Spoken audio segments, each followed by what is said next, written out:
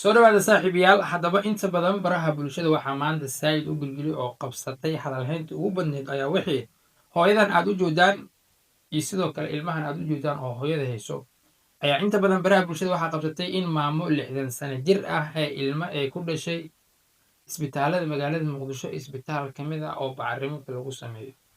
haddaba maxaa ka jiro in hooyadan ilmahan ay dhashay ma runba mise inta badan bulshada sida ay u fasiraysaa ayaa si kala ah.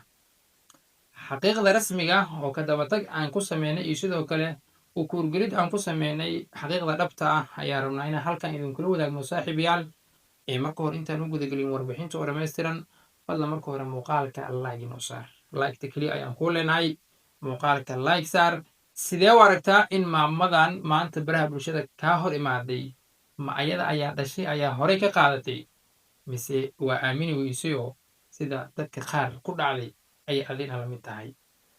haddaba waxaan isku daynay inta badan inaan xaqiiqda rasmiga ah soo ogaano maamadan inay ilmaha dhashay iyo sidoo kale hadalhaynta baraha bulshada maanta ka abuurtay.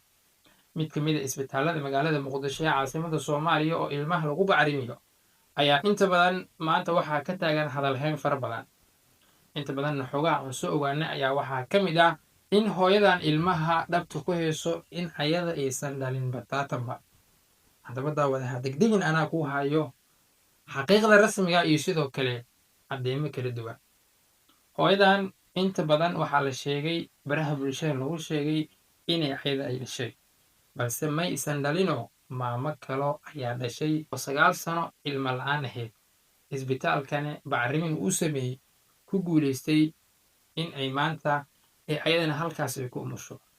haddaba maxaa kulmiyey maamadan ilmaha dhabta ku hayso oo ayada aysan lahayn iyo sidoo kale maamada kale ee ilmaha dhashay? arrinta kulmisay ayaa waxay ahayd in maamadaasi kaloo isbitaalka ayadana ay u joogtay daryeel caafimaad, sidoo kalena halkaasi dhakhaatiirta ay kula tacaalayeen. warbixinta duluucda sheekada ayaa waxay tahay in maamo 9 sano ilmo la-aan ahayd oo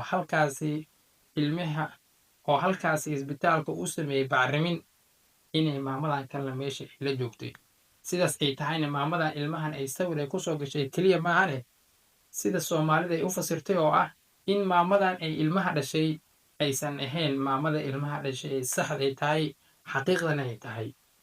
dhanka kale maamadan ayaa waxaa la sheegay in isbitaalka ayada ay u joogtay xaalado caafimaad, taasi oo inta badan xoga ah helayna ay tahay in ayadana ay ka mid ahayd bukaanada isbitaalka in jooga mid ka mid ah.